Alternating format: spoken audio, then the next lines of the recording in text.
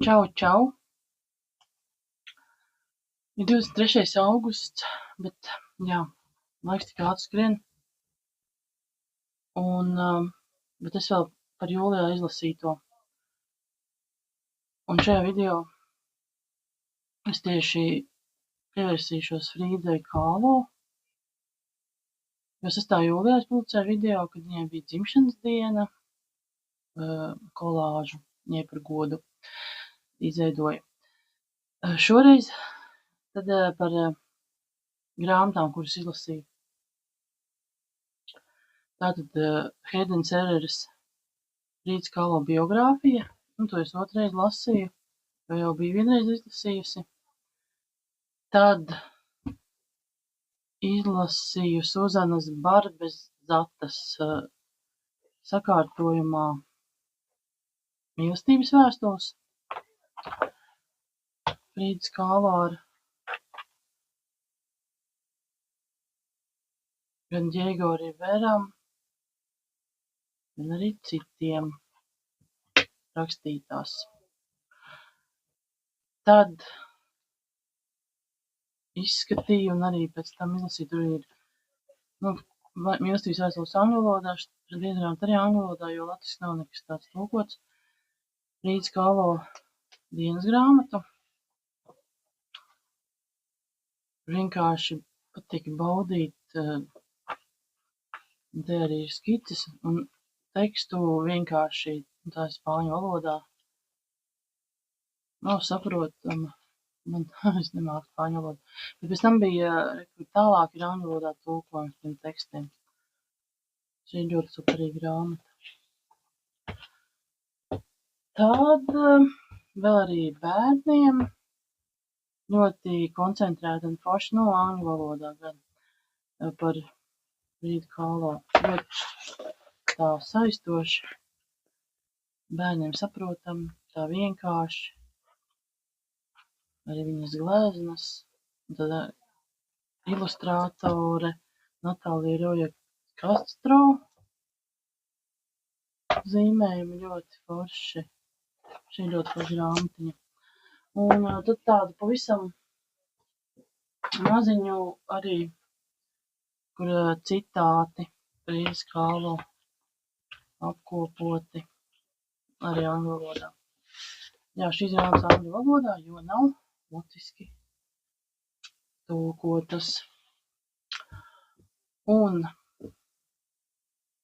iepriekš, man liekas, arī tad es rādīju, es iepriekš biju lasījusi, ir arī romāni. Vienu joprojām es neesmu atradusi, kur man grāmatā ir par šo, Karolīna Bernāra, Kālo dzīves krāsas, ļoti,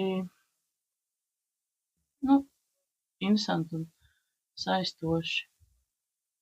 Un tad vēl ir viena,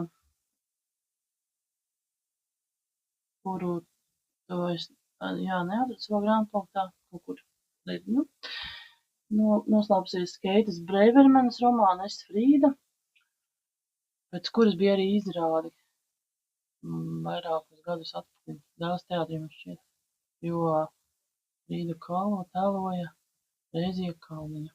Tad arī angļu valodā šeit ir tāda biogrāfija ļoti koncentrētā veidā. Protams, viss ir pat kā identiskas, jo Frīdas Kālo biogrāfija tā ir. Un tad es neesmu izlasījusi vēl šo, arī angļu valodā. Arī biogrāfija šeit nav no bērnības, no skolas gadiem sākta, bet man patīk, cik superīgi šeit arī ir daudz viņas gleznas krāsainas, jā, jo Ereras biogrāfijā ir, melnbalts, kāpēc tās gleznas ievietotas. Lūk, šī arī ir noteikti ļoti laba. Un izlasot biogrāfiju, tādu apkopojumu varētu izstāstīt, nezinu, vai būs tā ļoti gari, Nu, varat pātrināt tekstu vai arī izlaist, nezinu, kā jūs vēlaties. Jums interesē. Jo, jā, šajā, tā, lai es atradīšu to fotogrāfiju, kurā viņa, tā, man šeit bija tā. Jā, kāpēc tad, protams, nevar atrast. Tā, šī, un noteikti jau visi zin par Frīdu Kahlo, bet vienalga. Vēlos par tādu konspektīvu informāciju šeit izstāstīt. Tātad Frīda Kahlo, viena no Meksikas izcilākajām māksliniecēm, dzimusi 1907. gada 6. jūlijā Mehiko, Kojakanā, Meksikā. Viņa uzauga ģimenes mājā, ko vēlāk sāk dēvēt par Zilo māju. Viņas tēvs bija vācu izcelsmes fotogrāfs. Viņš emigrēja uz Meksiku, kur satika un apprecēja viņas māti Matildi, kas bija viņa otrā sieva. Māte bija pa pusē indiāņu un pa pusē spāņu izcelsmes. Frīdai Kahlo bija 2 vecākas māsas no tēva pirmās laulības un viena jaunāka māsa. Tēva pirmā sieva nomira 2. dzemdībās. Bērnībā Frīdai bija vāja veselība. 6 gadu vecumā viņa saslima ar poliomelītu un 9 mēneši bija piesaistīta gultai. Šīs slimības dēļ viņas labā kāja un pēda izauga daudz tievāk par kreiso. Pēc atveseļošanās viņa kliboja, lai to noslēgtu, viņa visu atlikušo mūžu valkāja garus svārkus, reizēm arī bikses. Tēvs mudināja viņu daudz nodarboties ar sportu, lai palīdzētu atveseļoties. Viņa spēlēja futbolu, gāja peldēt un pat nodarbojas ar cīņu sportu, kas tam laikam meitenei bija ļoti neparasti. Viņai visu mūžu saglabājas ļoti ciešas attiecības ar tēvu.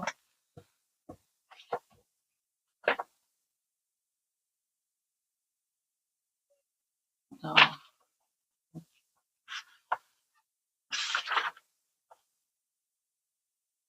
Būtu kāda.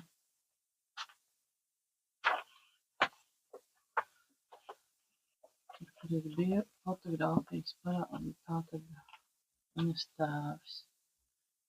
1922. gadā Frīda Kahlo uzsāka mācības slavenajā Nacionālajā sagatavošanas skolā Mehiko. Šajā skolā bija uzņemts tikai 35 studentus, un viņa drīz vien kļuva pazīstama ar savu atklātību un drosmi. Šeit viņa pirmo reizi satika slaveno meksikāņu monumentālo gleznotāju Diego Riveru. Rivera tajā laikā strādāja pie freskas radīšana skolas pilsētiņā. Frīda bieži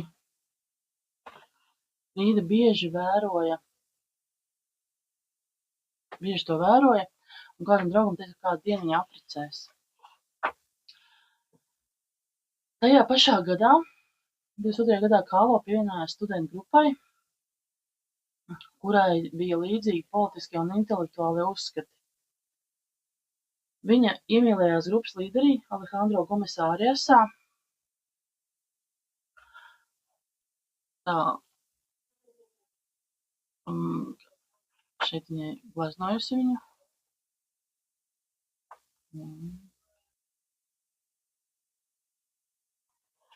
Šeit arī. Kādas septembris pēcpusdienas braucienā 1925. gadā kopā ar Gomesa Ariasa autobusā notika traģisks nelaimes gadījums. Autobus sadūrās ar tramvaju, un Frīda guva smagas traumas. Tērauda marga caurdūra viņas gurnu, viņas mugurkauls un ieguns tika salauzta, un šī avārija sagādāja viņai milzīgas gan fiziskas, gan psiholoģiskas sāpes. Citāts no Reras biogrāfijas. Gandrīz ik viens Mehiko, kas piemin Frīdas nelaimes gadījumu, saka, tas bija likteņa pirksts. Viņa neaizgāja bojā, jo viņas liktenis bija palikt dzīvai, izdzīvot visu sāpju varvīksni.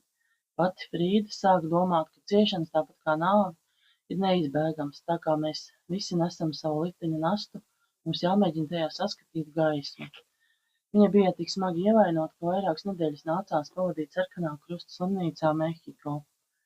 Pēc tam viņa atgriezās mājās, lai turpinātu atveseļošanos.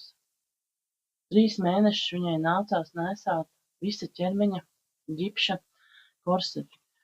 Lai īsinātu laiku un randētu sāpes, viņa sāka gleznot un nākamajā gadā pabeidza savu pirmo pašportretu. Viņas vecāki mudināja viņu gleznot un izgatavoja viņai īpašu molbertu, lai viņa varētu gleznot gultā. Tēvs arī iedeva viņai savus otus un krāsu kasti. 1928. gadā Frīda Kahlo atkal sazinājās ar Riveru. Viņa lūdza viņu novērtēt viņas darbus.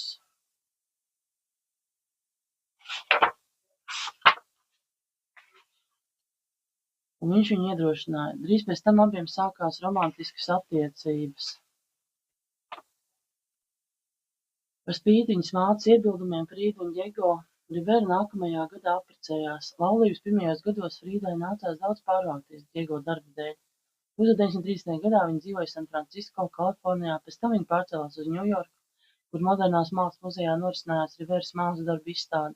Vēlāk viņa pārcēlās uz Detroitu, kamēr Diego Rivera strādāja Detroitas mākslas institūtā. 1932. gadā Kahlo savā glezniecības stilā sāk iekļaut surrealistiskākus elementus. Gleznā ar nosaukumu Henrija Forda slimnīca.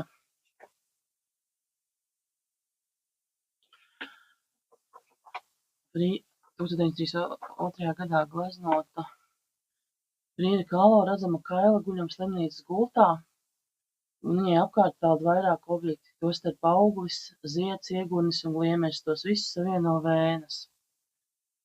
Šī glezna bija viņas izjūtu izpausme pēc otrā spontāna aborta. Tā ir tikpat personiska, kā viņas pārējie pašportreti. 1933. gadā Kahlo kopā ar vīru Diego Riveru dzīvoja Ņujorkā. Nelsons Rokfelers bija pasūtījis Riveram gleznojumu Cilvēks krustcelēs, Rokfelera centrā. Rivera mēģināja gleznā iekļaut komunistu līderi Ļeņinu. Rokfelers pārtrauca viņa darbu, un šī daļa tika aizkrāsota. Pēc šī incidenta pārim nācās pārvākties atpakaļ uz Meksiku. Viņa atgriezās un apmetās San Angelā, Meksikā. Frīdas Kahlo un Diego Riveras laulība nebija vienkārša un klasiska. Visus šos gadus viņi dzīvoja atsevišķās mājās un strādāja atsevišķās darbnīcās. Diego bija neskaitām mīlas romānu, viens no tiem bija ar Kahlo māsu Kristīnu. Frīda bija tik sagrauta, ka nogrieza savus garos matus, lai parādītu izmisumu par šo nodevību.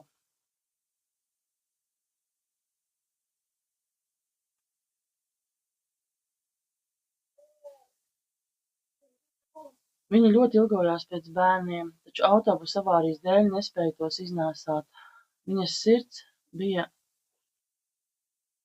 salauzta, kad 1937. gadā viņa piedzīvoja otro spontāno abortu. Kahlo un Rivera vairākas reizes pašķīrās, taču vienmēr atkal sagāja kopā. 1938. gadā Frīda Kahlo sadraudzējās ar Andrē Bretonu, kurš ir viena no galvenajām surreālisma kustības figūrām. Frīda teica, ka nekad nav uzskatījusi sevi par surreālisti. Līdz Andrē Bretons ieradās Meksikā un man pateica, ka es tāda esmu. Viņa arī rakstīja, patiesībā es nezinu, vai manas gleznas ir surreālistiskas vai ne, bet es zinu, ka tās ir pati patiesākā manas pašas izpausme. Citāts. Tā kā mani temati vienmēr ir bijušas manas izjūtas, mani prāta stāvokļi un dziļā reakcija, ko dzīve manī ir radījusi, es to visu bieži esmu iemiesojis savos tēlos, kas bija viss atklātākais un reālākais, ko es varēju darīt, lai izteiktu to, ko jūtu sevī un ārpus sevis. 1938. gadā viņai bija izstāde kādā Ņujorkas galerijā. Viņa pārdeva dažas savas gleznas un saņēma 2 pasūtījumus. Vienu no tiem izteica Lēra Būsa Lūsa, lūdzot uzgleznot viņas draudzeni Dorotiju Heilu, kura bija izdarījusi pašnāvību. Viņa uzgleznoja darbu Dorotijas Heilas pašnāvību, kas vēsta par Dorotijas traģisko lēcienu. Pasūtītāja Lūsa bija šausmās un gandrīz iznīcināja šo gleznu. –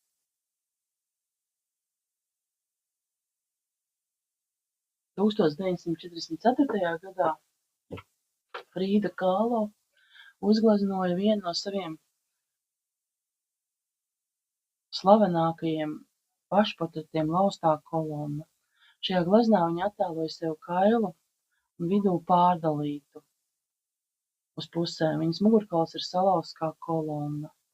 Viņa nēsā metāla korseti un visu viņas ķermeni cauri naglas, kas norāda uz pastāvīgām sāpēm, kurām viņa gāja cauri. Šajā darbā Frīda ar savas mākslas palīdzību pauda fiziskos pārdzīvojumus un izaicinājumus. Tolaik viņai tika veikts vairākas operācijas, viņai nācās nēsāt īpašs korsets, lai aizsargātu mugurkaulu. Viņa meklēja dažādus medicīniskus risinājumus savām kroniskajām sāpēm, taču nekas reāli nepalīdzēja. 1950. gadā viņas veselības stāvoklis pasliktinājās.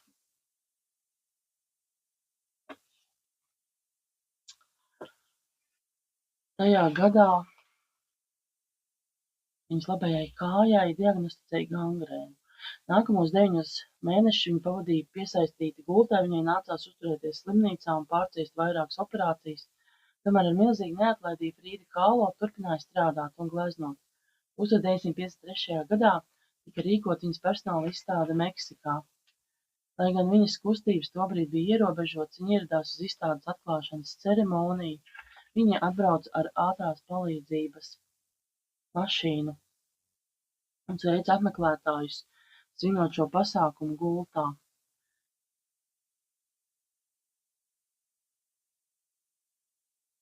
Ko galerija bija sagatavojusi speciāli viņai. Dažus mēnešus vēlāk viņai nācās pārciest vēl vienu operāciju, lai apturētu gangrēnu, tika amputēta daļa viņas labās kājas. Līdztekus smagajam fiziskajam stāvoklim viņa bija arī dziļā depresijā. Viņai pat parādījās pašnāvnieciskas tendences. Tajā gadā Frīda Kālo pastāvīgi nokļuva slimnīcā. Un atkal tika no tās izrakstīta par spīti veselības problēmām. Viņa joprojām aktīvi darbojās politiskajā kustībā. 2. jūlijā viņa ieradās uz demonstrāciju pret ASV atbalstīto Gvatemalas prezidenta Jakobo Arbensa kāšanu. Šī bija viņas pēdējā parādīšanās sabiedrībā. Aptuveni nedēļu pēc savas 47. dzimšanas dienas Frīda Kālo aizgāja mūžībā savā mīļotajā zilajā mājā. 1957. gada 13. jūlijā.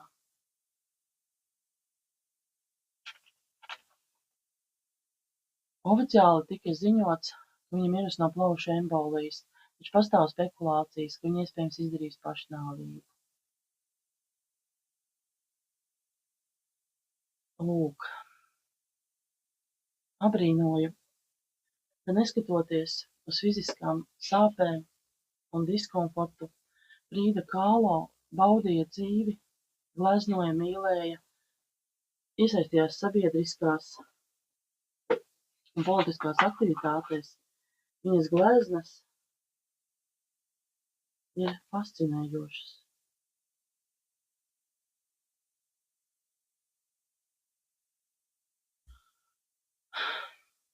Un emocionāli uzšķērtošs, lai arī Bretons pirmais viņas gleznas noraksturojas kā seriāls.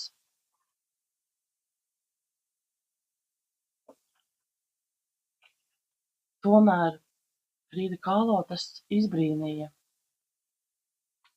jo viņa gleznoja realitāti visās tās sāpju un ciešanu intensitātē, kādā viņas dzīve pagāja. Vairums Kālo gleznu bija viņas pašportreti. Citāts. Viņas patiesie temati bija domu iemiesojumi, viņas pašas prieki un bēdas. Visas viņas gleznas ir cieši saistītas ar notikumiem pašas dzīvē. Tās atspoguļoja izdzīvotā tiešumu. Un atkal iedvesmojoties no Frīdas Kahlo dzīves un mākslas, es uzzīmēšu savu versiju par mākslinieci. Pēc brīža jūs redzēsiet.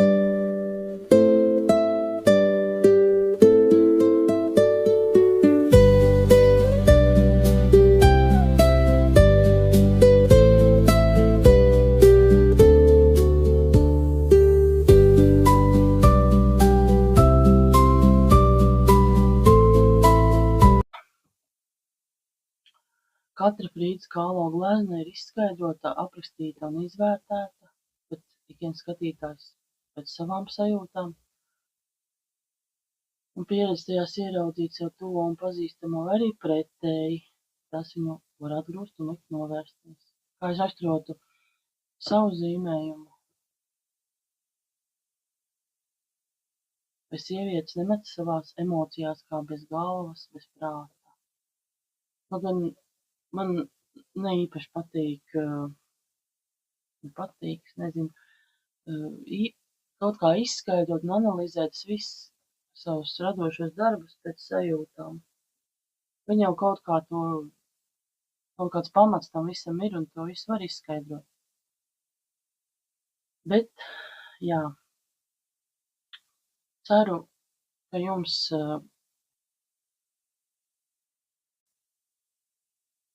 patika, iedvesmoja un pēdējo viņas citātiņu, ko viņa teica. Visi domāja, ka es esmu seriāliste, bet tā nebija. Es nekad negleznoju sapņus. Es gleznoju savu realitāti.